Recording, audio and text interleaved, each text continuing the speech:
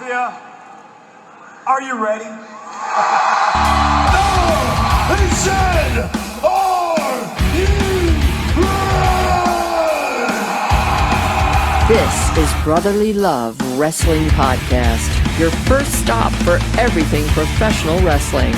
So sit back and enjoy wrestling talk at its finest with your hosts, Larry Hall and Joe Corrado.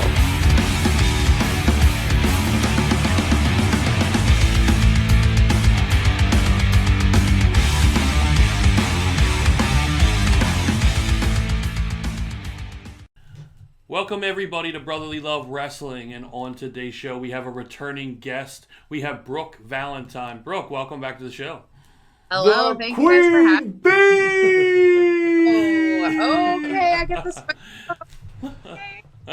I started to do that because Larry's lackluster performance in the announcing game. I have to step in and I'm like the hype man. I'm the hype man, basically. Yeah, pretty much. He's the stand-up guy. I'm the hype man. I dig it. I like the dynamic. It's nice. You have to. So last time we had you on was right before the first Black Wrestlers Matter event, which leading up to the event, there was a lot of buzz around it, and there was a lot of like what ifs. Well, there was a lot of answers after that. And going into the show, were you nervous? Yeah, it was my second match back after so much time off from COVID. Thankfully, I got to work Lainey Luck over at Zello. Had a championship match over there. I challenged her for it, didn't win, but that was a good little get ready for this show match. But I'm always nervous, I think, but everyone says that's good. It means you care, the age old saying. But yeah, I was shitting my pants. Was there a different feeling? Was there a feeling of achievement or accomplishment, or was like we're ready for bigger things now after the match? Yeah. I think it was this nervousness definitely was different. Just the cultural significance of what we were doing. But then also knowing that a lot of eyes were going to be on this, and this, I'd had a couple big platforms before, but this was probably one of the biggest platforms I'd ever had with just who I was on the show with. So it was just a lot of take in the moment, enjoy it, but then also this is serious, this is business. Show them that you deserve to be on this platform and that you're going to stay here no matter what. Now, how did it feel having one of the match stealers of the night? There was a few matches that you could put up there, but I put your triple threat match. And we might be a little be biased because we did sponsor No. I'm never biased. Never biased. I speak only the truth. And it was a fantastically put together match, and everyone showed out. Each one of you showed out, and you got to see the strengths, and you got to see the gel of this styles that's going on. You got to see your power, Tootie's quickness, Jocelyn's quickness and power that she puts together. You all were highlighted very well throughout the whole match. I love working with Tootie, Seishin, and Jocelyn because it's not obviously we're all friends outside of the ring. We don't hide that fact. But when we're in there, you believe we're beating each other's ass because we really are beating each other's ass because we want to win. And I think that's why we all work so well together and always put out these really strong showings because we all push each other to limits, whether that's beating the fuck out of each other so we can win personally or pushing each other when we're not even in each other's matches. But I think being in there with your friends makes you go 10 times harder than it's someone you don't really know. I know just when I would play sports with my friends, there's two things. The competitiveness is usually amped up, and the bragging rights afterwards is usually you have to be the gloater, not the gloated. Yes, absolutely. I hate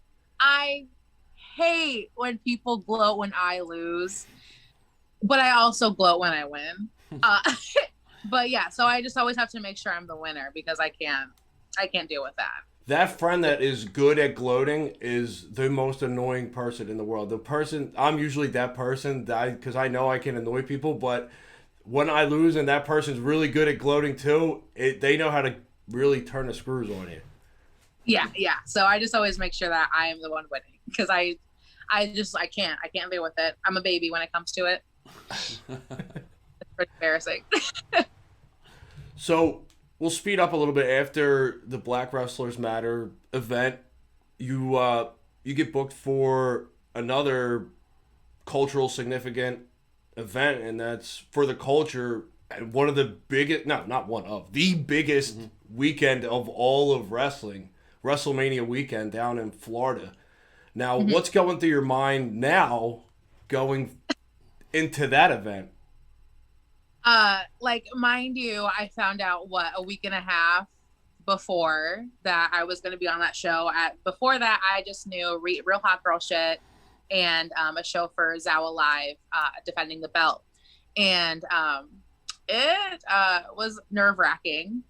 But I think it really, knowing the cultural significance of a show like this, really kicked my ass into gear. Not that I wasn't already, but like a whole new level that I didn't even know I had in me. And I really think I turned those nerves and that nervous energy into fuel in a different way than I haven't learned before. And really just ever since then, I feel like it's really changed who I am. Just being in that locker room alone with like everybody that was on that show. Are you kidding me? I feel like a whole new person just walking in and out of that door. Let alone the curtain, challenging for the Impact Knockouts Tag Championships. Like, what?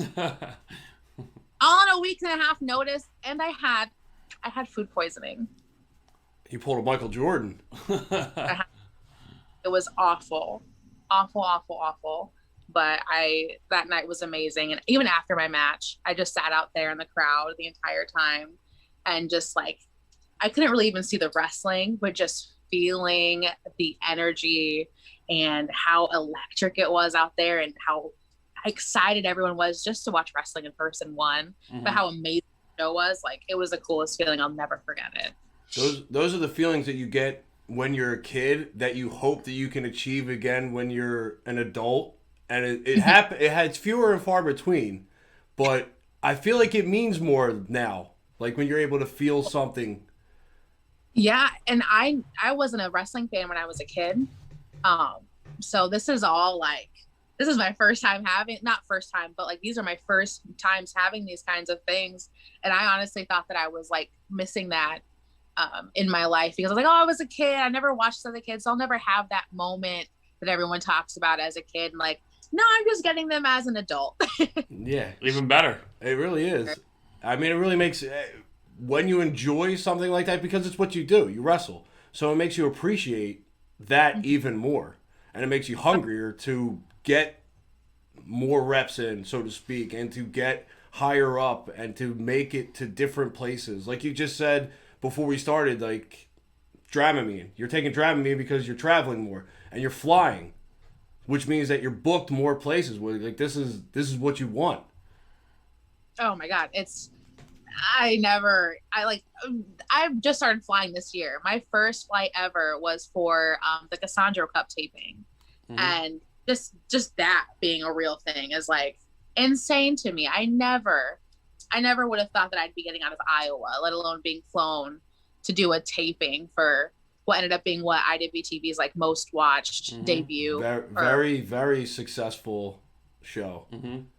It's insane to me. I can't believe it. It's like I don't. And then like next month I'm flying out of LaGuardia. Like I'm just gonna be in New York for like an hour, and I'm freaking out. I'm so excited. Like, you've never been to New York before? I've never been to New York before. Never. Wow. So I just be in there for an hour, be a little city girl. You Midwest people are funny. I'm downtown. Like my downtown is like 4 blocks. Like it is. I guess we take for granted that. Yeah, we definitely take that for granted. 2 hours to New York, and I mean, she said she can't wait. She's gonna like soak it in. Yeah. I get to New York 5 minutes. I'm like, get me the hell out of here, please. Yes. Yes. Yeah. I love cities. Any city. Every city I go to, I'm like, I guess I need to move here. I was like that when I first went to Philly, when I was in Tampa, I was just in Dallas. Like, I don't know. I just love cities. I love St. Louis. Everything's so close. I mean, like everything. Everything is right at your fingertips in those big cities. Like, you can go anywhere. Yes. And like, listen, I want to retire in the country. I want to have all this land and not be near anybody. But while I'm young, I want to not have to drive 30 minutes to like get whatever food I want. You know, I just be able to have Uber Eats delivered to my house. That's my goal. And the Uber Eats people walk up to your door. Like, they walk from the place, or they ride a bike. Like, they're not taking like cars. Like, these Uber Eats in the city, they're riding bikes, or they're taking the easy train. Because no one wants to drive in the city. Yeah, I think if I want to get like Uber Eats, there's only like 3 restaurants that do it here. It's never what I want. So we got to get you out of the Midwest. Yeah, we do. This is like it. I'm trying. Book me over there, please.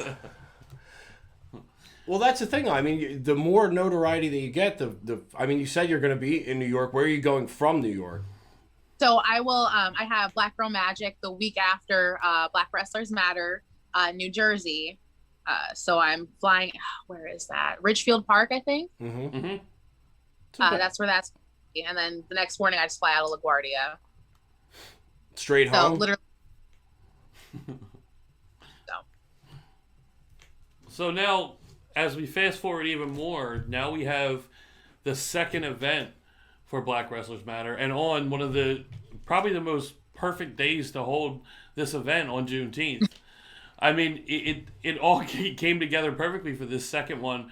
And not only that, but unfortunately, your announced match, your original announced match, which as soon as we saw it being sponsors, I was like, oh man, there's a match I want to sponsor. And that's that got scooped up right away. It did. Like, that wasn't even an option. Yes. And what we're talking about, of course, is you versus Faye Jackson.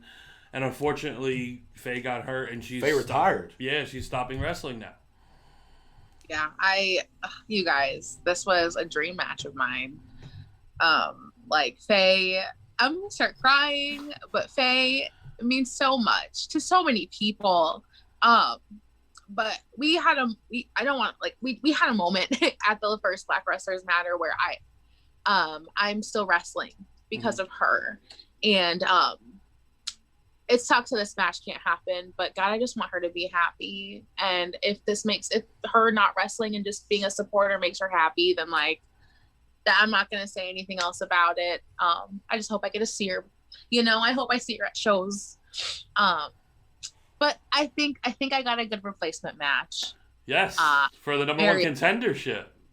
I think like even trade, I would say. That's still a dream match, and I'm still holding out that she will be back. But yeah, number 1 contender, like I can't complain, Go on, Laura. I thought, okay, I was waiting. I thought it looked like you were going to say something. I took a deep breath and then I blanked. Yeah. So going into that match, it is a intergender match, the Fatal 5-Way. And how do you go in there and approach this kind of match where you're intergender and you're not just singles intergender, now you're multiple all over the place? Yeah, like thankfully I've trained a little bit with Camaro and Outlaw, and Devon and I are really good friends. And I'm friends with Camaro and Outlaw as well, but like I consistently watch their work anyway. So I've just been really taking in like what they do, learning kind of their move set, I guess you could say.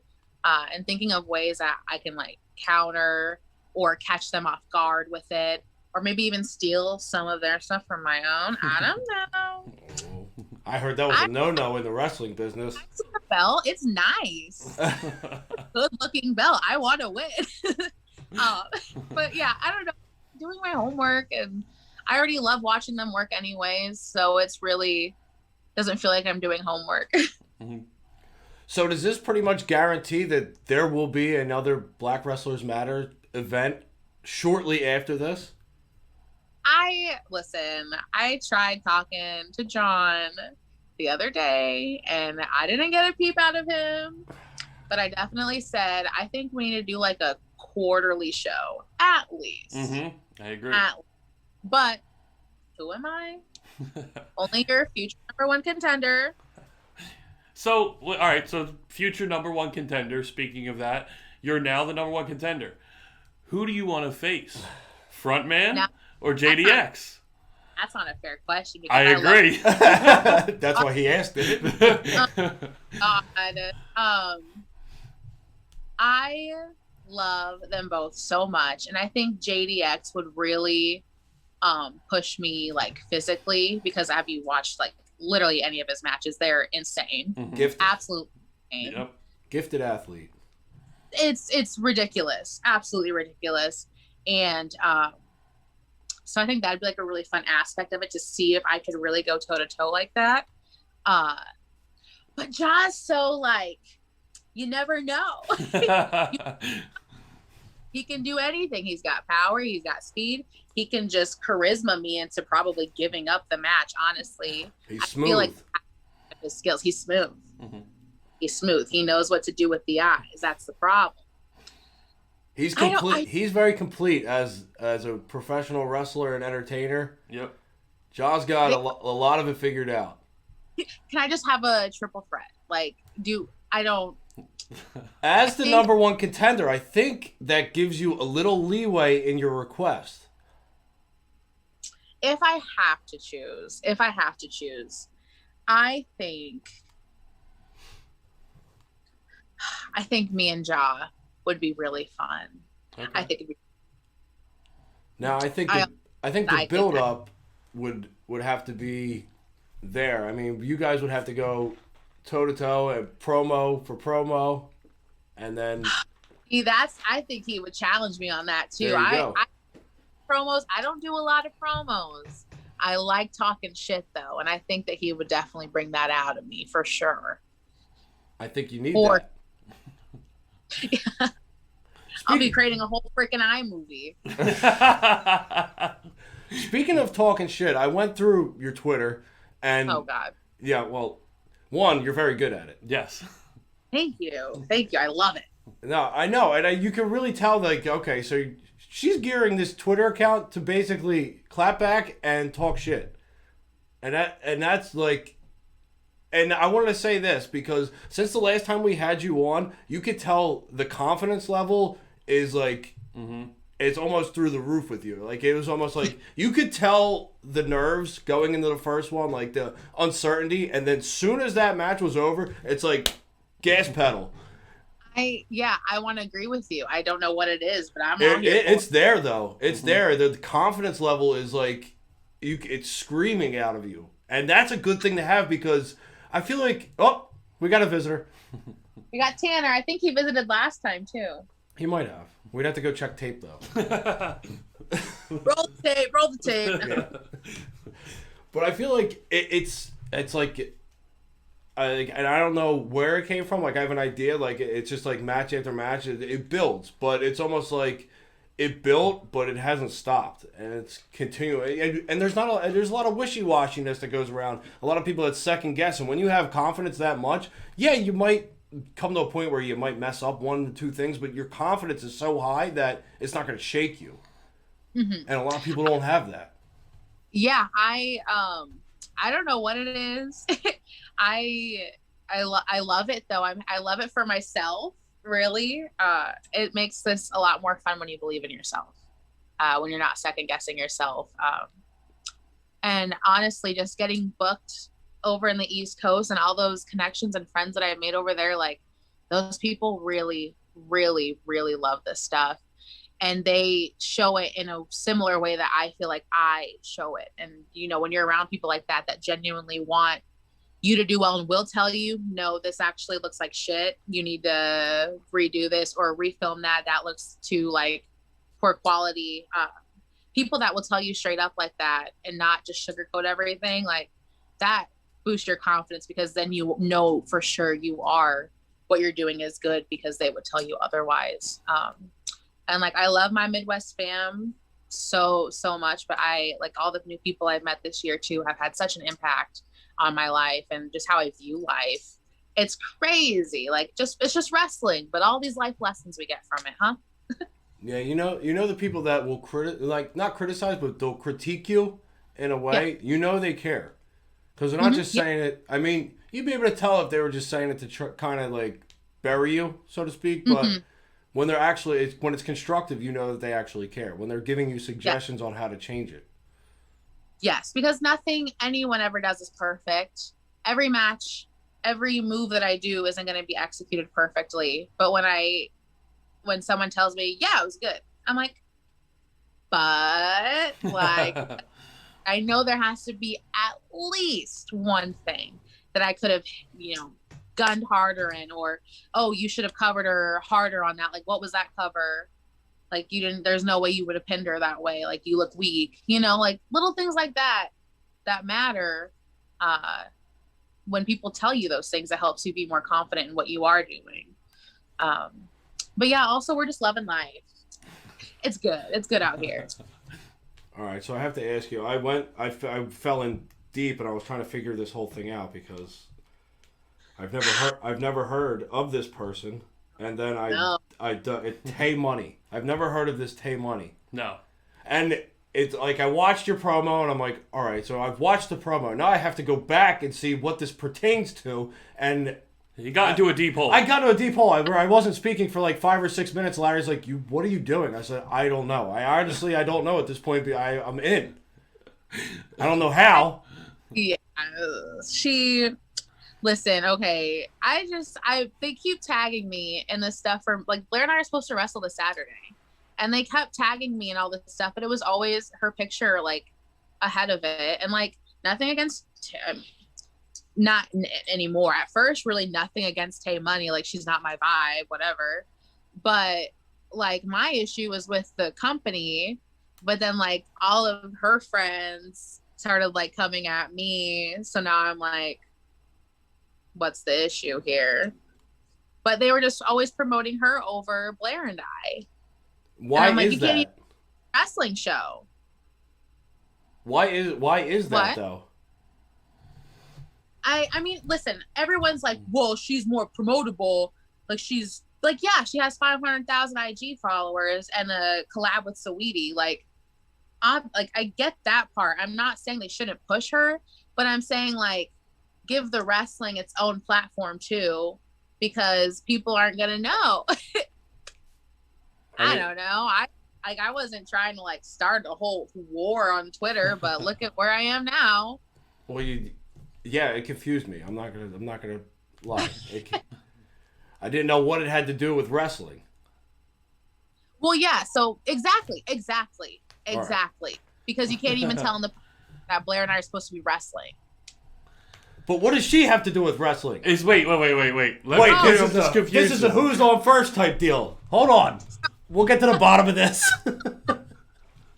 Tay Money. So, okay, it's a vintage swap meet, and then wrestling is like an exhibition there as well. Okay. So Tay Money is, I guess, friends with the promoter, and she's going to be selling clothes and like donating the proceeds. So like, I don't want to shit on that. Like, that's really cool of her to do. Like, she could easily just profit off of this and whatever. But she's like, I think she's like donating this to charity. So cool. But like I said, they're only like really promoting that and not really the wrestling. Like, I haven't seen any really of the other matches announced. Like, they're pushing me and Blair's match more than they're even pushing other people's matches. And they're barely pushing me and Blair's match. I don't know. I understand now why you were so confused, because you didn't know they were all going to be at the same place. Yes, I did. I dug, but I didn't dig deep enough, obviously. But at the same place. You're going to be at the same place, but it's a wrestling show, correct? There's going to be wrestling there, but they're not promoting the wrestling. They are, barely, like bare minimum, which I don't know. I get it if your big money is that it's a vintage swap meet and that Tay money is going to be there. Like, I get that. But at least, like, give the wrestlers something. Maybe they give you Tay money. At this point, like, I'll take Tay money. I'll take her friends. They're all mean. I feel like that's the route to go. I mean, if we got beef, we got to squash it in the ring, right? She said she'd headlock me. I don't know if she knows what a headlock is, but she's like, I'll headlock you. People would probably pay to see that. Yeah. You could pull off your own Andy Kaufman match with Jerry Lawler. No, I would love to do that, actually. That'd be great. Well, wrestling hasn't seen one of those in a good long while. Mm-hmm. And I'll give it to you. I'll do it. I volunteer. Especially please. The viral era of wrestling, where everything and anything can go viral. I feel like that seems to be everyone's goal now. I mean, that's kind of like, it's unfortunately kind of where we're at right now. Yeah, you go viral, you get signed somehow. Yeah, it's well, especially with COVID. I feel like really kind of nailed that coffin, was that you have to go viral. You had to people go out to shows. Yep. Yeah. How has that been now, being back? Like, how it's probably been a few months now that there has been some fans at least allowed in shows, like it, and I think that's probably part of my confidence question is why it's so high, is that now there's actually people that are there and you can actually hear the reaction that you're supposed to hear at a show, and it amps you the fuck up. Nothing amps me up more than talking shit to a crowd member and they stop talking. So without that for a really long time, it was hard. It really was. But I love fans, even though they're all most of the time annoying. Like, I love having the fans there because it's so funny to hear how quiet they get when I beat up their favorites. But no, I love it. I love it. Interacting with fans is the best part of this job. It really is. But it's weird because it's been so long. I feel like I have to remember, like, okay, how do you talk to children? Like, yeah, you're not going to talk to them the same as like a 40-year-old guy. Exactly. And like remembering, like, okay, no, this creepy old man pays $10 and this little child gets a picture for free because they're so cute. Like, gotta remember all the rules, So going forward now, I mean, obviously we still have Black Wrestlers Matter too, which we don't want to overshadow. But just going past that and going forward, are there any promotions that you are looking at? Like, I see that, I see how they're going, I want to get there. And obviously, like you said, you want to get out of the Midwest and kind of branch out a little bit. So, like, up in the Northeast, you have something like a Beyond or something like that, so Limitless. Of course. God, that'd be amazing. There's so many. I really just want to go where my friends are. Like, they're all doing such cool things, and it's my goal this year to do a new state every month, and so far I have made that goal every month, I believe, since wrestling's like picked up. So that's just my goal. I stopped giving myself like writing down solid goals, like I want this, because then you put like a timeline on it almost. Even if you don't at first, it starts to get like, oh, I did say this a year ago and it still hasn't happened. And I would get really down about that early on in my career. So now I just want to wrestle where my friends are and be good at it. Like, that's my goal. I would love to go out to the East Coast more because, like everybody knows, I'm going to move out to Philly someday. But you picked a good spot, I will tell you that. Yeah. Listen, okay, I don't know where this was, but I can find it on Google Maps and do the Google Street View and show you the exact view. Okay. I'm sure I could probably tell you as well. There's like this we were driving down the street, and straight ahead of us was this big building with, like, you could walk through it. Like, there was like it had like a big gate and stuff, like statuesque stuff up front. Did you have to go around it? Yes. That's City Hall. That's your City Hall? That's the City Hall? Yes. Okay, my City Hall is like a brick building, like a large ranch style house. Maybe not even. Were you with someone while driving around this? Yeah, I was in an Uber. Okay. No, Jared was driving. Who was driving? Jared was driving me and Devon Monroe to a hotel. Oh, so they couldn't tell you that was City Hall? Well, I don't think they knew. Oh, okay. I didn't ask her. I was just like out the window, like, you guys. Here. Like, I'm not even kidding you. The horns honking, the people shouting, everybody on the sidewalks. I love it. Mm-hmm. Absolutely love it.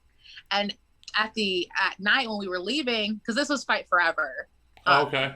Yeah. When it happened, we were like driving down the street, and there were these like there's old architecture, and then on the other side there were like new buildings and stores, and it was just insane to me to see, like, I don't know what store it was, like a Nike store, not in a mall. Oh, so you were down probably the shopping district then, like. Probably Yeah, I think that's the way. Oh, because we wanted to get Wawas. Wait, how many Wawas? Wawa. There it is. Wawa. Is it not Wawas? It's not Wawa. No S. There's no S unless you're going Well, to. our store is called Casey's. Oh no, it is. There is an S at the end. Oh, Sheetz has the. Yeah, the much lesser store No. than Wawa. Yes. Oh, we're not going to do this now. We like you. Wait. Okay, which one has the macaroni bites, and which one has the different quesadillas? Well, Wawa has quesadillas, but the macaroni bites are probably Sheetz. Okay, I like Wawa better. Okay. Are you sure about that? Yeah. I made that Sheetz joke, and I made that Wawa joke, and everyone was like, "Oh, what the fuck?" And I was like, "You guys, I like Wawa. It's just funny." The people that if you criticize Wawa, there'll be more people that jump down your throat than Sheetz. Those are more the laid back folk that they don't really give a shit. Yeah. Like it's more out west and north. They're a little bit more laid back. Okay. I'll Wawa's around the city, and we're a little bit more wound tight. Okay. It was funny. I was just like, Wawa stands for we ass. Like, it was dumb. See, you can't say that because it's making fun of us. We love Wawa. I was like, you guys, I like it. It's my personal favorite. Because those quesadillas are good.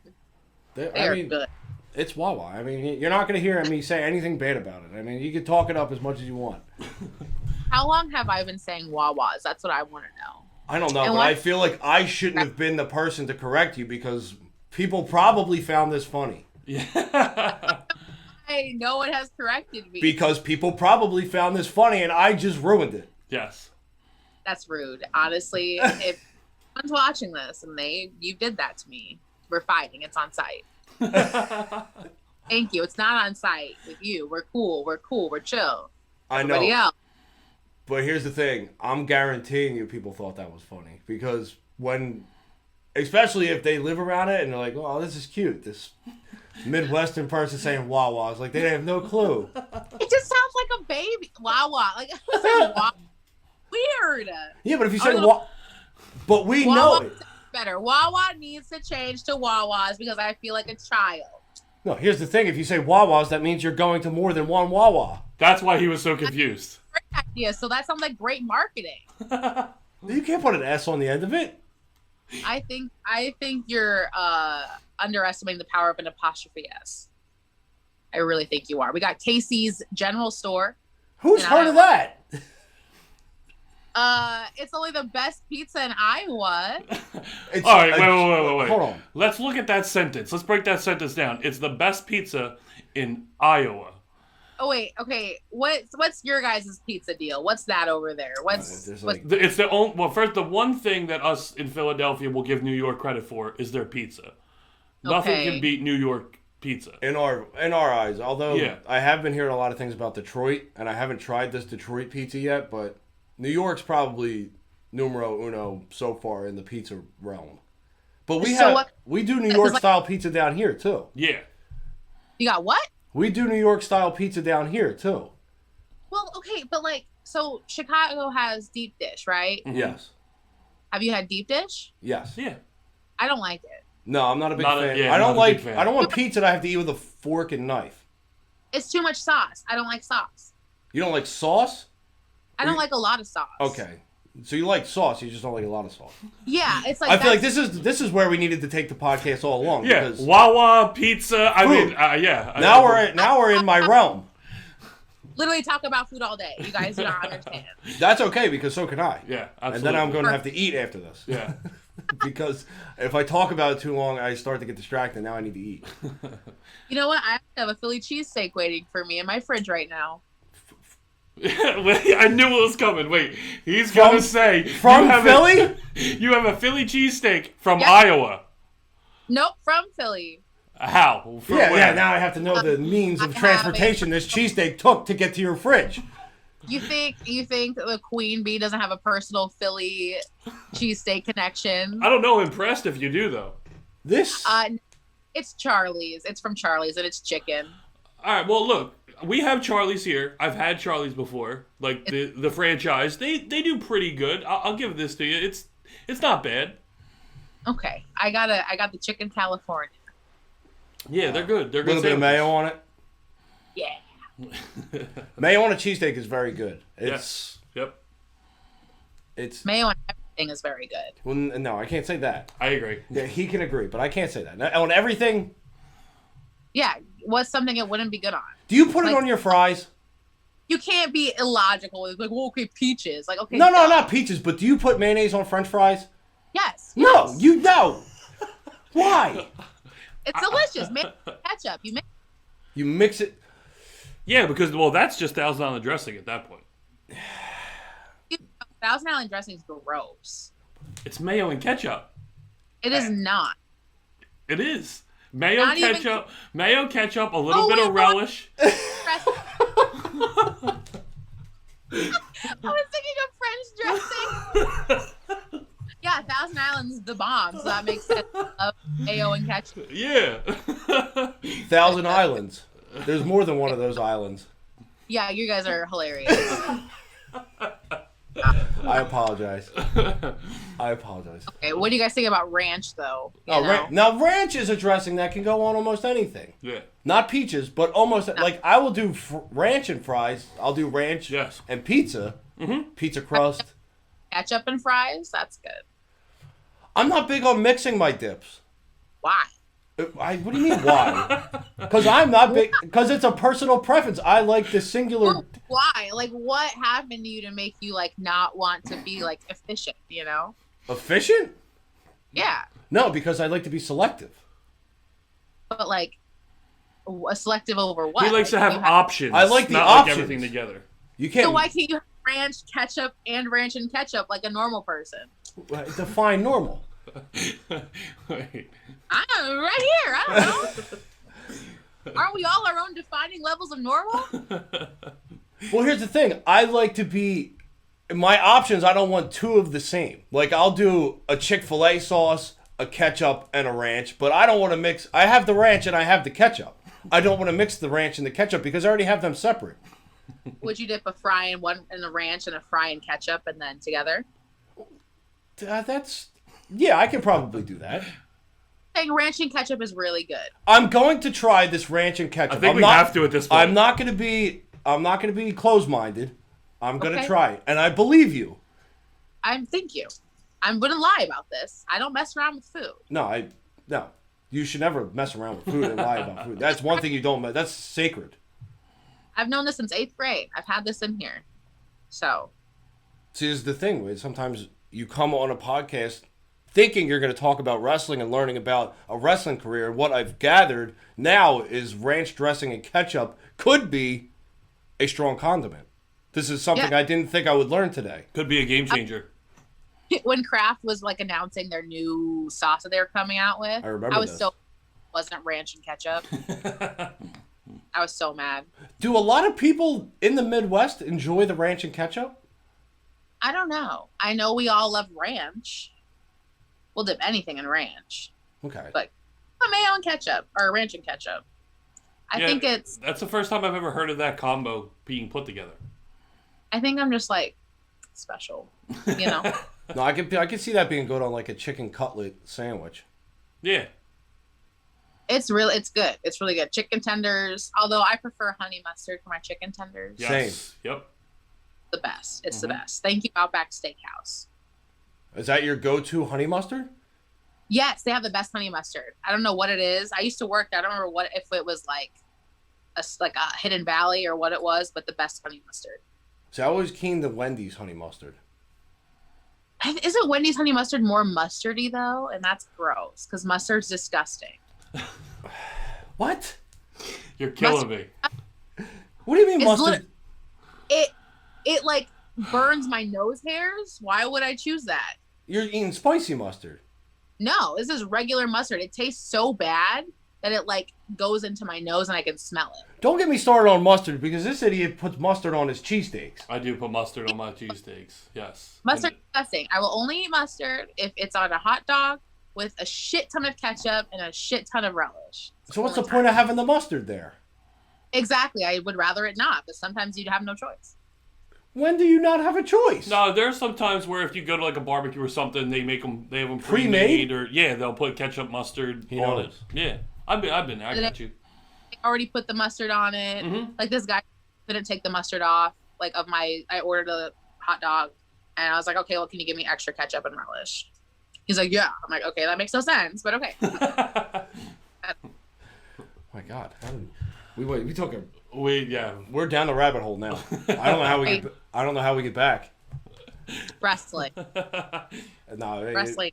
I think I'm now I can't even think about anything with food. Now I have so many. You've raised so many more questions that I don't think we have enough time to hatred for mustard.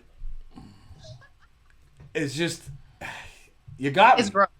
It's gross. I mean, everyone to each their own, but he likes mustard too much. You don't like I like mustard the perfect amount.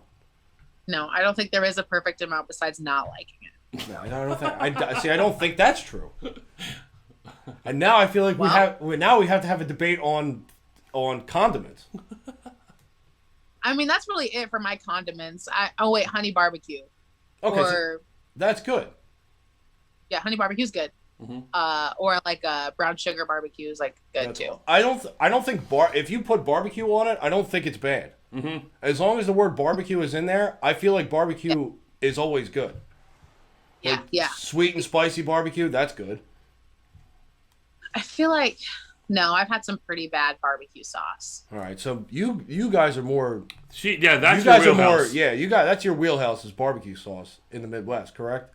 Like barbecue Not is really. like I mean, that's more like Kentucky. like KC is really known for its barbecue. I wouldn't say Iowa really is, even though like pork is our thing. Mm-hmm. But yeah, we get this really good one down from Kansas City that's like brown sugar, and it makes literally everything taste delicious. Like it can be the nastiest. Like, I make really bad chicken because I forget about it all the time. Because like when I prep, so it's really dry all the time, and it makes it taste so good. All right, So good. Here's the thing: we'll do a trade. When you come to Philly, you will let us know. You will bring a bottle of that barbecue sauce, and we will have an authentic Philly cheesesteak waiting for you. Yes. Oh, deal. I love this. Mm-hmm. Please. Absolutely. Yeah. And that's on us. All right. I love that. And we'll shoot a little mini episode of eating cheesesteaks and talking shit on wrestling. Yeah, and talking shit also about mustard because it's gross. You're gonna have to sit far away from him because he's gonna put mustard on that goddamn cheesesteak. I don't get it, but all right. Hey, if you like nasty yellow sauce, like good for you. See, look, right. I just said I'm so bad at that. I always pick up accents like a freaking weirdo. Oh boy. Well, I think this is where we're going to end the wrestling podcast for today.